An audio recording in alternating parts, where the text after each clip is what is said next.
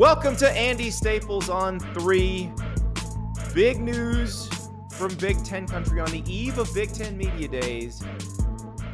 The Athletic reports that the NCAA and Michigan are working on a negotiated settlement in an infractions case that would wind up with Jim Harbaugh suspended for the first 4 games of the season. One of the longest in terms of percentage of seasons suspensions we've ever seen for a sitting head coach. Chris Balas from the Wolverine joins us. Chris, this is crazy because this goes into the Big Ten schedule. Yes, it's Rutgers, but this is a long suspension. It is. You know what? If you think about it, you think about 4 games and you think, oh, it's only 4 games. That's a third of the season, and of course they hope that it goes beyond that. And it's all because of the cover-up being worse than the crime, according to what we've heard. Jim Harbaugh not being forthcoming. Nobody would say he lied, but said, well, I don't remember about giving a kid or two a hamburger when they came up for an unofficial or for a visit, unexpected visit. So yeah, crazy. This was during COVID, right? This is all about that. Because normally you can do some stuff like this on an unofficial if it's within like a mile of campus. But once COVID hit, they said no unofficials, no officials, nobody there, and somebody coming from out of town. Yeah, burgers were bought. Yeah, unexpectedly. It's not like they said, hey, come on up and we're going to take you out. These kids drove, I think, 500, 600 miles or something like that is the way it was committed player, right? Committed players. Exactly. Okay. So brings him to one of his favorite establishments, and I don't think he even paid for the burgers. I think he paid for the tip and signed off on it, and somebody had a receipt. So and he did what any attorney is going to advise you to do in a court of law, which is say, I don't recall. Right. And then they hand the receipt in. The investigator shows the receipt and says, do you recall now? Right. I still don't recall. In NCAA land, it's a little bit different because, in a court, a jury is going to be told, take that at face value. You decide how you feel about that. Mm-hmm. NCAA land, they decide how they feel about that, and they have decided they don't believe him. And right. So here they are, and basically they're saying that he gave them misleading information, which is what they're getting him for, which people should realize. And in this rivalry, I'm sure this is ringing a lot of bells because this is what happened to Jim Tressel that got him fired, although they had a little bit more of a smoking gun in that particular case. Right, and it was the stakes. I mean, we're talking about, I think, cars and things like that, and here. It was tattoos. Oh, exactly. That's right. It was in the hundreds of dollars. It was pretty peanuts when you consider that a guy who was dominating the league got fired over it. Right, that's a great point. So and you know what? I'm not absolving him of blame. Clearly, if it happened, it happened, but.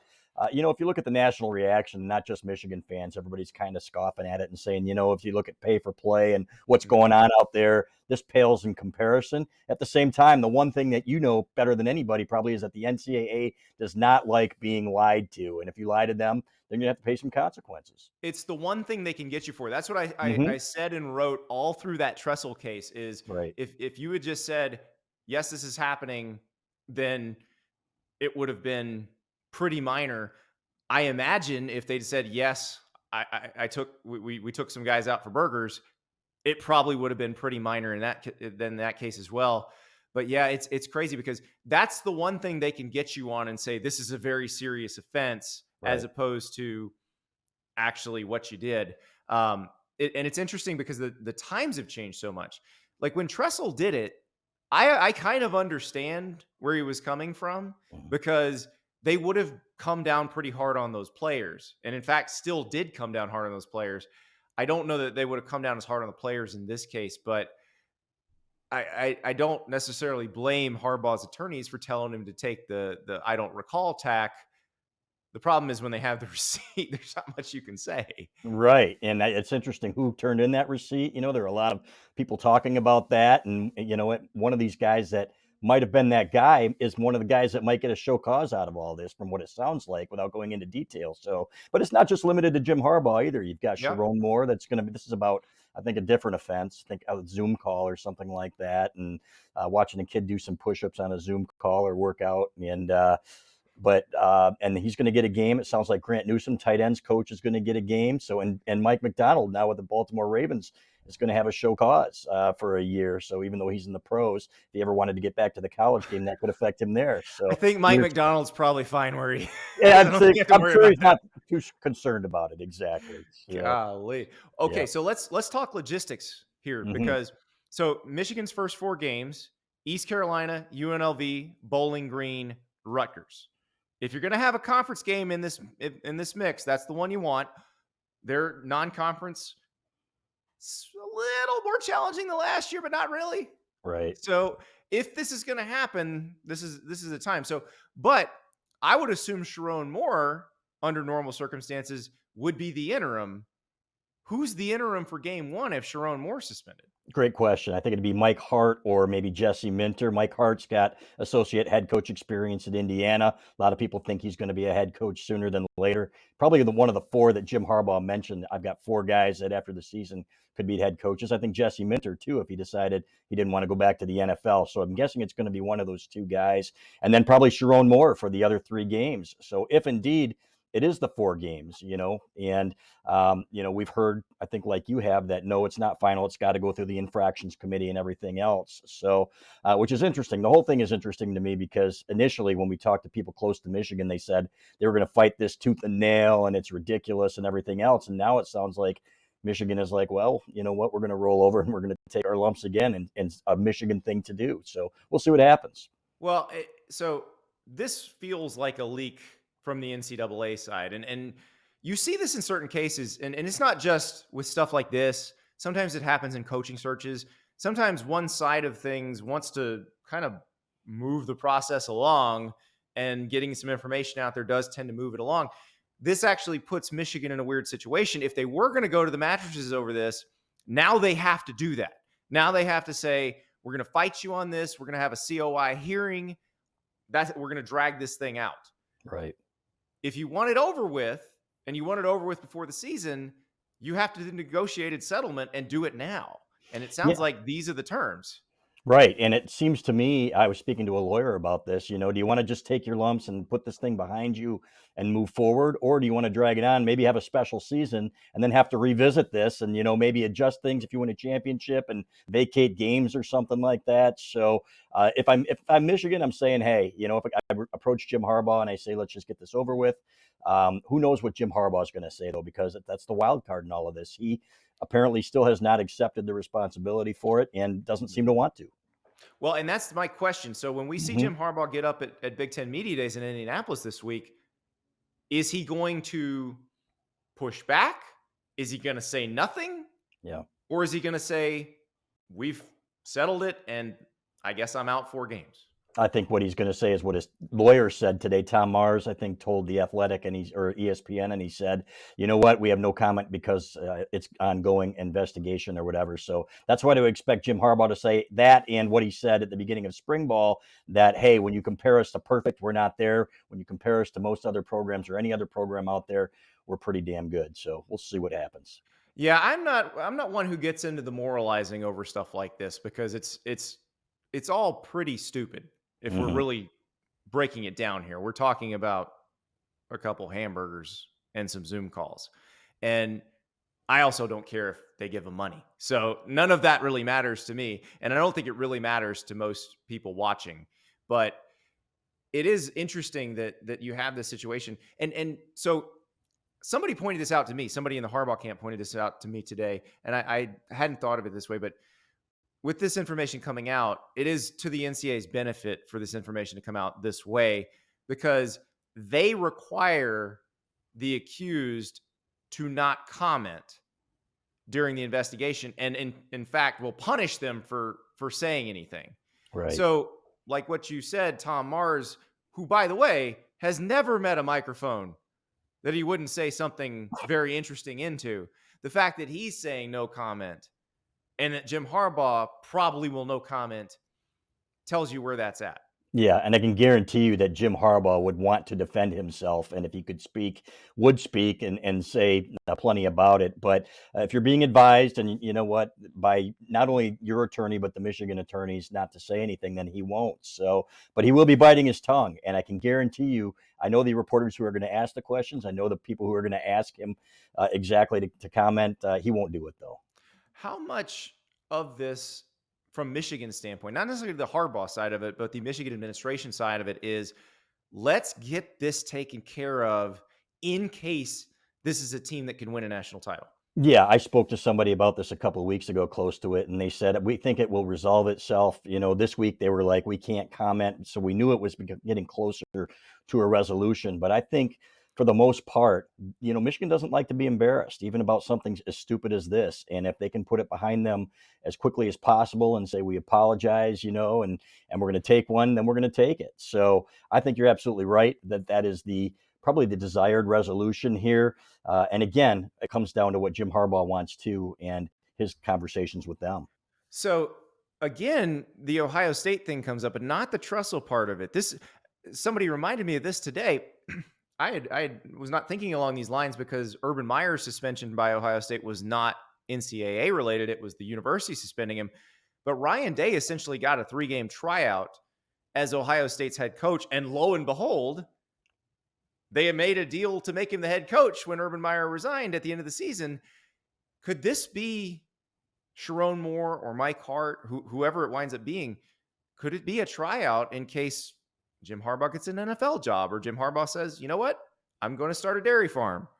Right. I don't think there's any question about it. I was actually talking to people on the East Coast trip when Michigan went out for spring break, and they said Sharon Moore is ready to be a head coach. Ideally, he'd be out there running his own program for a while before taking over at Michigan, but you would ensure that the culture stayed intact. We've seen that at Michigan how many times over the years, from Bo Schembechler to Gary Moeller to Lloyd Carr. They would like to keep it in-house. And they think Sharon Moore is a rising star. I think most people do. So I think he will be the guy, at least somewhere down the road. I could see him back at Michigan. I know that he turned down a couple of Power 5 jobs last year, and he's going to have more opportunities this year. So, and I don't think this 1-game suspension for this minor infraction is going to harm his career at all. No, I don't think so either, especially if the future for him is at Michigan. And Chris, let's talk about that, because it does seem like when the staff was revamped in the aftermath of that 2020 season, that's when things really started to take off. That's when you started seeing not just good players coming, but good players being developed into very good players. I had a conversation with Jim Nagy from the Senior Bowl last week that was fascinating to me, where he said that there were 7 Michigan offensive linemen, upperclassmen, not counting freshmen and sophomores. So including some guys who won't be starters, who may not play much, who he sees being in NFL camps next year. That's Sharon Moore right there. 100%. And he's a star. You know what? And they love him. It's a tough love type of thing, but he played the position, and that's important. I think some people overlook that.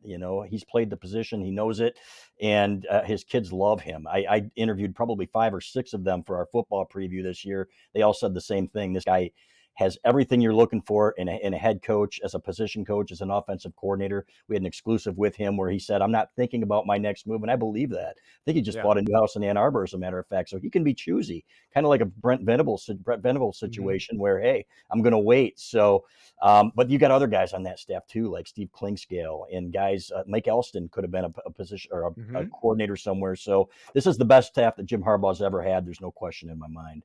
Yeah, and we're about to get to see what everybody can do, because it looks like, at least for the first few games, the roles will be changing and the roles will be expanded. So, Chris, fascinating day. Cannot wait to see you in Indianapolis. This is going to be a really interesting Big Ten Media Days. It'll be fun, and safe travels down there. We'll see you there, brother. Thanks, Chris. You bet. We are joined now by Georgia tight end Brock Bowers. You've seen him take end arounds. You've seen him catch passes. Kirby Smart's talking about you just whipping people in workouts. He also says, he came out and said, you're not going to get 3 words out of Brock. Was he making fun of you on the way over here about this? Yeah, he mentioned to me that I was going to say that, but I'm not a huge talker, I guess. Okay, so do you think about that though? Like, as your star has risen, and we're in the NIL world now, where you build your brand, all that stuff. Obviously, you have an NFL future ahead of you with endorsements and all that. Do you ever think about, okay, I don't like talking, but do I have to figure out how to like talking? Yeah, exactly. I mean, I don't like it, but it's just part of it, and I gotta do it. All right, so let me break this down for you, because we had Cedric Van Pran on, And I asked him, did you know that he was a Pee Wee quarterback? Like flag football, fat kid quarterback. I don't believe that. No. Okay, so I was asking about, you got to come up with trick play for him. And you'll appreciate this in your center. He did not want to throw it. He wants to run the option. But here, you're involved in his dream triple option. I was like, Brock's the pitch man, right? He's like, nah, dive back. Wow. How would you think you could handle like a straight-on fullback role? Hey, wherever they put me, I'll go after it. But I feel like you'd want to put like Mims or something right there. That's what I was thinking too. Like exactly. Tate or something. Yeah. Yeah, but that he wants you on the dive, coming downhill. Whatever works. So that's what you're kind of it's weird. You're that type of player in the tight end of 2023's body. And have you always been the kind that just loves contact and? Yeah, I mean it's always fun just going and try to dominate somebody. I mean it always feels good doing it. So that's what I was wondering when you look at how the tight end position is used now. Do you appreciate that you still want to do all that stuff? 'Cause it seems like there's guys out there that just want to go catch the ball. Yeah, I mean, I'd feel soft if I wasn't doing all that. I mean, I don't know. It would just make me feel like kind of soft, I guess. That's a big word for Coach Smart is like you're being soft. That's right. Yeah, That is for a football player the worst thing someone can say, right? Yeah, pretty much like being soft and not being tough. Yeah. And in your program, I imagine that you have to prove that day one, every day. And I'm thinking about the level of players that you guys bring in. When these freshmen come in, how much do they want to prove themselves right off the bat? Yeah, I mean they're all highly ranked recruits, obviously. And, I mean they all, for the most part, have something to prove. So I mean they feel like they got to do it. So your tight end room, how much does that change without Darnell? Because I mean he was a unicorn, right? Yeah. Yeah, I mean, I feel like we're not going to have another dude like Darnell, obviously, because we're not going to have another dude that's 6'8", 280 and move like that. But, I mean, we do have Oscar Delp, we have Lawson Luck, we have Pierce Sperlin, and they all bring different things to the table, and they're all awesome dudes. So when you got to Georgia and Darnell's sitting there in your room, were you thinking, I don't know about this. This is maybe a little bit different here. Yeah, I mean, yeah, if you go stand by Darnell, he's a mountain of a dude. I mean, it's impressive. Like even John Fitzpatrick, he's a big dude too. Does somebody? I'm curious. Does somebody come tell you when you get to Georgia, like, hey, they don't all move like Jalen Carter. Like, not everybody's as big as Darnell. Like the people you're gonna play.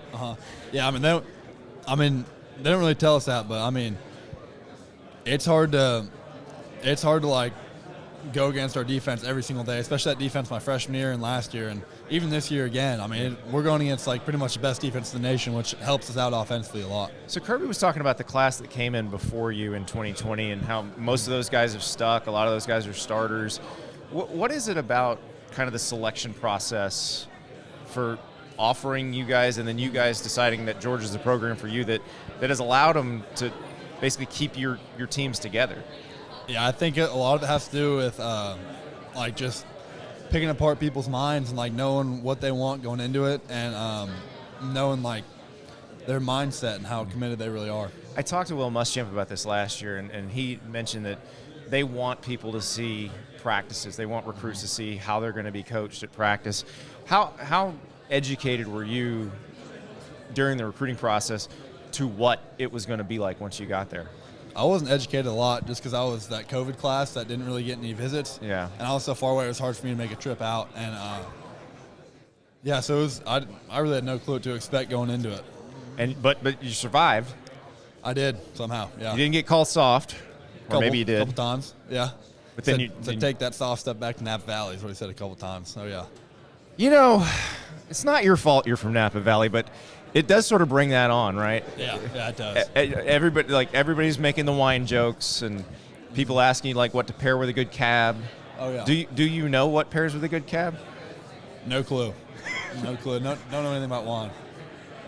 Well, you don't need to in Athens, Georgia, so. Yeah, exactly. Brock Bowers, thank you so much. All right, so thank you. Thanks so much to Brock Bowers. When we come back, Sean Callahan of Husker Online will join us to preview the non-Jim Harbaugh portion of Big Ten Media Days. what's in store for Matt Rhule and the Nebraska Cornhuskers. And also, Sean has a very interesting prediction for who might win the last Big Ten West championship. We'll be right back. We are here with Sean Callahan from Husker Online, previewing Big Ten Media Days, talking Nebraska Cornhuskers. And Sean, when I look at Big Ten Media Days, I always expect the same thing. Like, everybody's going to bring seniors who've been with the program the entire time. But you realize this is a new era in college football and at Nebraska. Jeff Sims, who was at Georgia Tech last year, he's headed to Big Ten Media Days as Nebraska's QB1. Yeah, I think when you look at who they could have taken, I was like, I hope they bring Jeff Sims because he makes the most sense. But you never know who a coach is going to bring. Like a year ago, Casey Thompson, Trey Palmer, those guys were not at media days for Nebraska. And you knew they were going to be the key players. But in this situation, a year one, new coach, new offense, Jeff Sims is going to be the face of Nebraska this year. And he is a big part of what Matt Rhule is going to do here in year one. So it does make a lot of sense they're bringing him. And, I think we've seen, I think there's some other transfer quarterbacks and other names like that as well coming to Big Ten Media Days. Yeah, it feels like, it's just a changing of the guard in the entire league. And the league is sort of, I don't know, moving into modern times because it is one of the power two now. Like it feels like just a different era in the whole Big Ten. Yeah, you're right. I think you have to kind of adjust your thinking and your mindset on everything. And, what is a senior anymore, even with the COVID years and other things like that too. There are just so many things that make like who you're going to take with the transfer portal, the NIL era and the COVID years. Just take the guys that make the most sense. And I'm glad that's what Nebraska is going to do. I fully expect Matt Rhule, by the way, and you know this, he's going to really represent Nebraska at a high level at this thing too. I mean, for a lot of people in the Big Ten, this will be the first time they've seen Matt Rhule. The Penn State media very familiar with Rhule from his time there, but I do think Rhule is going to leave a pretty strong impression at this event for everyone there seeing him for the first time.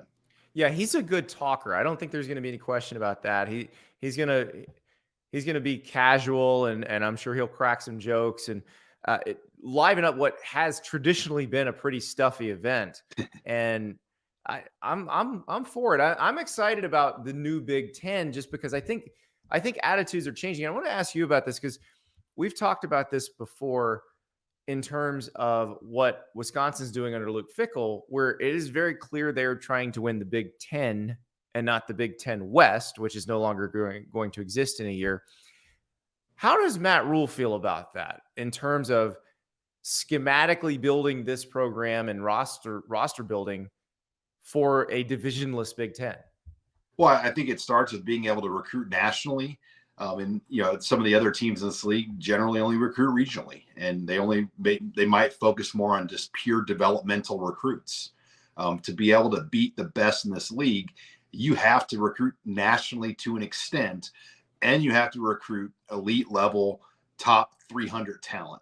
I'm not saying you have to sign 20 of those kind of guys a year, but you've got to be able to be in the neighborhood of 5 to 10 of those recruits a year. And that's what Nebraska's always tried to do in the last 20 years. And they have gotten some good players to this place. The problem is it's the developmental players. They've done a poor job of getting the additional depth and role players they need to build a program. They've had some pretty good talent over the years. But I think Matt Rhule, when you look at this first recruiting class, it's a very good combination of blue chip guys that he's got committed for 2024. And then there's about 8 or 10 really good developmental type recruits that he's added to this class too. So what would represent success in Matt Rhule's year one to the average Nebraska fan? I mean, first and foremost, they've got to get back to a bowl game. I mean, I think about my daughter is 7 and she's never seen Nebraska go to a bowl game. And wow. You think about like that. Daddy, what's the Alamo Bowl? And the last bowl they went to was in Nashville, the Music City Bowl. They played Tennessee. Derek Barnett broke the sack record for Tennessee in that game. It doesn't seem like it was that long ago, but that's how long ago it's been. 2016. Hold on, ball fans. Butch Jones was coaching your team. That's how long ago it was. 3 against coaches Mike ago for Riley. Tennessee. But Yeah. just to get back to a bowl game is where you got to start. I don't care if it's 6 wins, 7 wins, 8 wins, whatever. They've got to show signs of progress, and they've got to get to a bowl game. And honestly, the first week of the year, what an opportunity Nebraska has, nationally televised on Fox at Minnesota.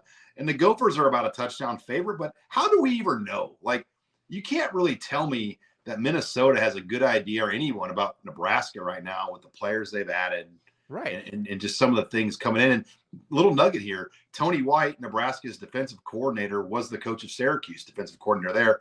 Guess who Minnesota played in the bowl game? Guess who got Syracuse ready for Minnesota's offense before he came to Nebraska? Tony White. So Nebraska's new defensive staff will have a very good handle, and at least preparing for the elements of Minnesota's offense as well. Yeah, and that Minnesota offense that we saw in the bowl game, probably fairly similar to what you're going to see early in the season, because they're not changing a lot schematically, and the guys that we're going to play more this season, we're getting to play in that bowl game. Yeah, and I think for Tony White, this defense tries to create chaos. It's a lot of moving parts, trying to get free rushers at ball carriers, and they've got some athletes that can run. I think the question continues to be, do they have enough size up front, physically on defense, to compete in this league? But playing Minnesota on August 31st, to me, is a lot different than seeing them in November. Yes. This is a different time of year to play Minnesota. Nebraska's really never played them at this stage of the year. So this is where conditioning and, weather's not a factor, that you can throw it more down the field, where a lot of times this game, it might be so cold or windy, you're not going to be able to get that many downfield throws. But this will be a different type of game to start the year, and I think a real opportunity for Matt Rhule. Yeah, and the idea of having a fresh team going in against that team, which will beat you up, is huge, because you actually do have some depth in that first game. And then they get they get Colorado and Coach Prime. That's going to be a circus coming in. Colorado's got TCU, so we're going to have an idea of what Colorado looks like before they play Nebraska. But how are people in Nebraska feeling about getting to see the Coach Prime show? Well, people are excited. I mean, you got to remember, in 2019, Nebraska went out to Boulder and they took over 60% of that stadium. Yeah. It was just a complete invasion of Boulder. And then Mel Tucker's team won the game. And the Mel Tucker's team won the game. Nebraska blew a 17-0 halftime lead and still lost that game by giving up, it was like 38 second half points. I mean, it was just a meltdown to lose that game with how well they played in the first half. There's going to be that type of showing from Nebraska fans. So yes, it's a road game, but it won't be. It will be as much red in there as black and gold. And I think for Nebraska, they will be favored in that game more than likely. They will have a good read of Colorado, what they want to do, because of the fact they're playing TCU. I mean, there's a lot that sets up nice for Nebraska going out to Boulder. And I do think from a physical advantage, I mean, look, over 50 new players are joining that team that weren't here in the spring at Colorado.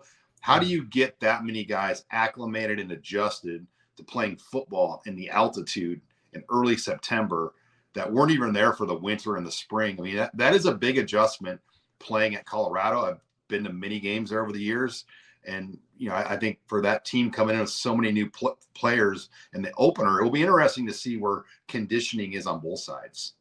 So it's interesting. I talked to Matt Rhule a few months ago about what he missed in his time away from college football, because it feels like the sport changed entirely while he was with the Panthers, because you had the transfer rules changed, NIL changed. He goes to the Big Ten, and now USC and UCLA are coming to the Big Ten. What is that helpful that he just kind of comes in fresh like this, or is it a disadvantage that he's missed this adjustment period with the transfer portal and NIL? I mean, yes, he's missed it, but it changes every day. So I don't know. I mean, like what it was a year ago or 2 years ago, it's different now. So I think as long as you evolve with the changes of the NIL, the collectives, the portal, how you manage your roster, the COVID years, there's so much about it. But this league is so much different too. You just think about when Nebraska joined the Big Ten in 2011, they were the favorites to win this league. And Urban Meyer wasn't here. Jim Harbaugh wasn't here. Tressel had just been fired. It was basically Brett Bielema and Bo Pelini. Those were the faces of this league. Think how far this league has come since 2011 with the money that's been infused those last 12 years and how everybody has a good coach. I mean, there aren't any give-me's anymore where it used to be when you played Illinois or Purdue or Indiana or somebody or Rutgers, you just kind of knew like, yeah, we'll win no matter how we play. Now, if you play off on one of those games, like what's deemed a lower tier game, you lose. And I think that's the difference of this league now is the bottom of the league is much closer to a 6-6 type team than it ever was before. Yeah, Loxley's got NFL talent all over it at Maryland, and Schiano might be the best Rutgers can do. He might be the one who can make them as competitive as they possibly can be. But you're right. I mean, you talk Bielema back at Illinois makes them very dangerous. You know, PJ Fleck's done a good job at Minnesota. Kirk Ferentz, we know what he can do at Iowa. Who are you most excited to hear from at Big Ten Media Day, Sean? That's a good question. I mean, there's a lot of great storylines. I mean, I'm very interested about Northwestern just to kind of see how they navigate through the day. And I'd imagine David Braun is going to have a very kind of consistent answer to every single question. I mean, I was at North Dakota State. I didn't do it. I don't know anything. That's all I would say. Yeah, it's going to be, you know, they're not going to say much, but that's going to be a big storyline and how that's handled. I think Tony Petitti, the commissioner. I mean, just think about the new commissioners we've seen across college football, and this will be kind of the first time we've seen him in this room and what his long-term views and outlook is for this league, whether it's expansion or other topics. We haven't really heard him talk about those things. And Harbaugh, yeah, but what's he going to say? I mean, I think Jim Harbaugh goes into these things trying to be as boring as he possibly can be, and he's not really going to move the needle a ton. And there will inevitably be Ohio State or Michigan State media that try to poke at him, and he'll just kind of brush them off like he does every year. I see Harbaugh maybe coming out a little hot because he's confident now. Because you've heard him say some things in the past, like the born on third base thing. Like now he's got 2 trophies in the case. Maybe this time he goes out and throws a little spice in there.